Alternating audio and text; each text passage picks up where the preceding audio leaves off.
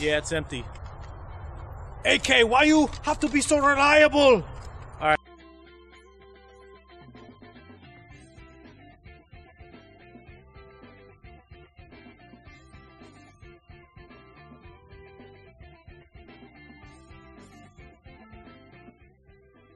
Hey guys, welcome back to the Junk Food Zombie channel. Got a little AK video for you today. It's about the importance of magazine fit for the reliability of the rifle. We all know AKs are stupid reliable rifles. I mean, they're legendary for that reputation.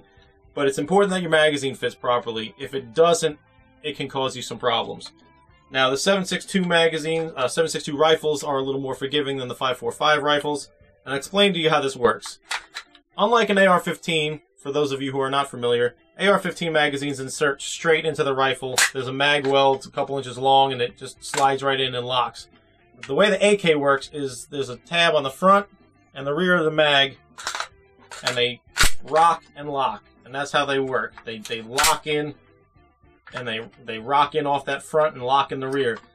Now, that allows you to have some play in the front and rear because there's no large mag weld to hold everything in tight. Now, it's a perfectly reliable system, but you don't want to have too much movement. The issue when I got this rifle was almost every one of my magazines, with the exception of one, was super tight. To get them to lock in, you couldn't just do that. You had to slam them in really, really, really hard. And then when you went to take them out, even while pushing back on the mag, it took a lot of effort, and you'd feel the mag catch scratching on the back of that tab. This latch was just a little too long. It needed to be shortened a little bit. These are military surplus mags. You really shouldn't have to mess with these.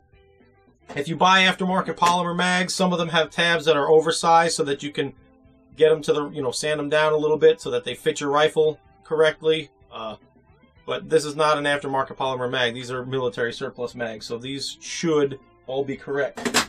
Now, in that case, the owner should have just filed that down a little bit so that they fit in there firmly with just a tiny bit of room. But what he did was file down the tab on this magazine so that it would fit properly. And it did, but all the other ones didn't. So when I took that mag catch down a little bit, it made this one very, very loose, or at least way looser than I would like it to be.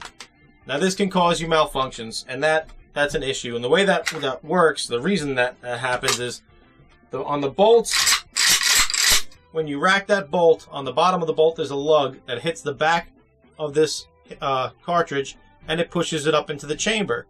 Now, if this magazine is sitting like this, then that bolt may go forward and it may miss the back of that cartridge, and it may just hit the side, and it may just get stuck, and the bolt will stop, and the cartridge will stay there, or it may push it up a little bit, but because of where the bolt is, it'll jam it up and cause some malfunctions. So what I did was I went to the range and showed you an example of this happening and how it would work, or how it wouldn't work, technically, and why it's important. It ran pretty reliably, even with the bad mag. You have to push it forward to get it to malfunction, to drop the rear of the rounds down. But even then, it was functioning probably half the time or more. So it took a bit to get it to malfunction, but it will malfunction, and it's not something you want to have your life depend on as a bad mag. So make sure your magazines work.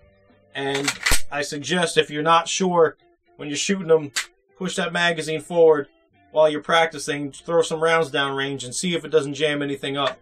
That's going to tell you if the magazine has any issues or not.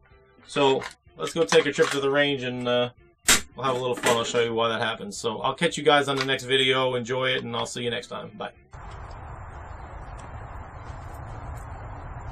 Okay, so I loaded 5 rounds into this magazine. I figured with a full mag you're going to have more spring tension, so with only a few rounds your spring tension will probably be less and more likely for it to malfunction. So 5 rounds, what I'm going to try to do is cause a malfunction. Now when I lock the mag in, I'm going to push it forward, because the reason it won't pick up the round is because the back end of the round is too far down when the mag sags too much. So what I'm going to do is I'm going to push it forward. It's going to look kind of awkward, but I'm going to push it forward while I try to chamber around. And it gets jammed up. If you look in there, It barely started to catch the edge of that and just pushed it, and it actually overrode the rim of the cartridge and hit the side of the case. So if I backed it off a little bit, I can pop it back in the battery, but it actually dented the case mouth. Actually, let me take it out and show you.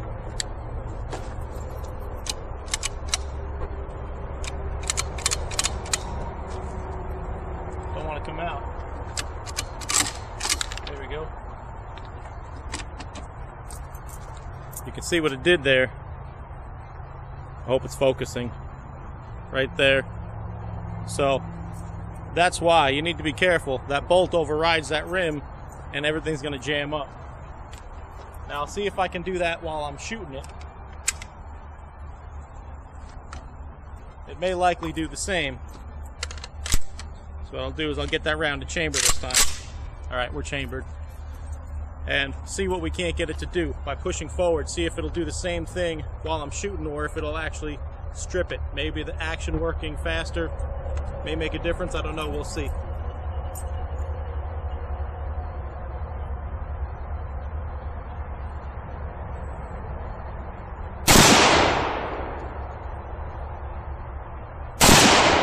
It's working.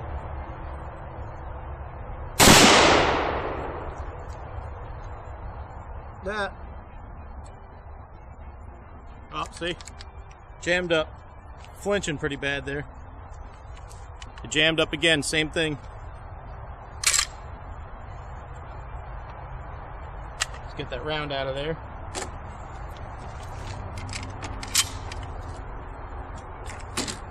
Again, it dented the case.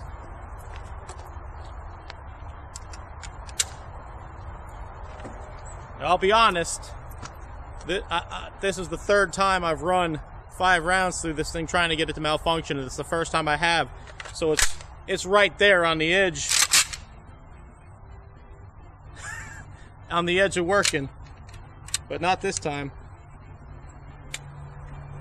Yeah, it's beat up pretty bad. Alright. Now it did this.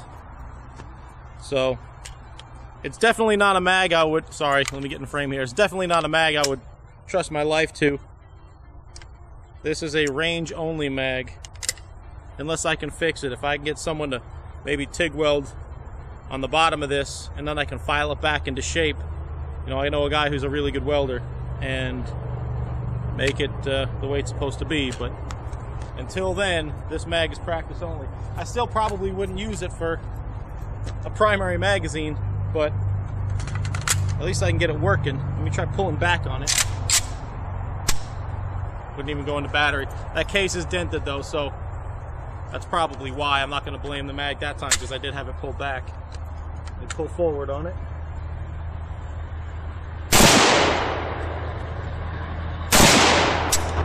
Alright, this is the last 2 rounds. So that's why it's important on a 74, at least the 5.45 chambered AKs, that you don't have too much of this movement.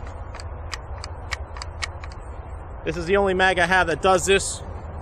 All my others have very little movement. They have about half of that or less. So I hope that helped you guys out and you get something out of it. Have a good one.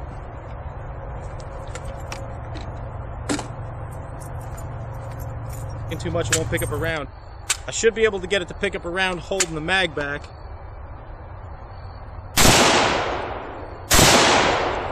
So now if I push it forward, the first round should go off. We'll see if it picks up another round.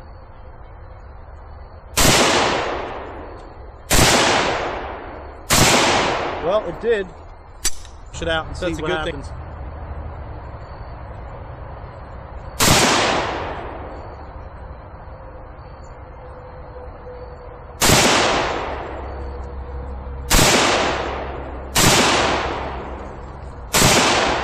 Okay, it's being an AK and it's working.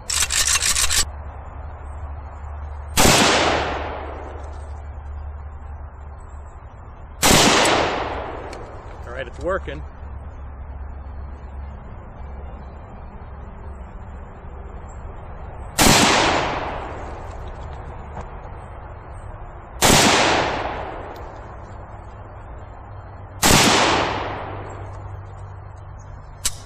That should have been the last round. Yeah, it's empty. AK, why you have to be so reliable? Alright.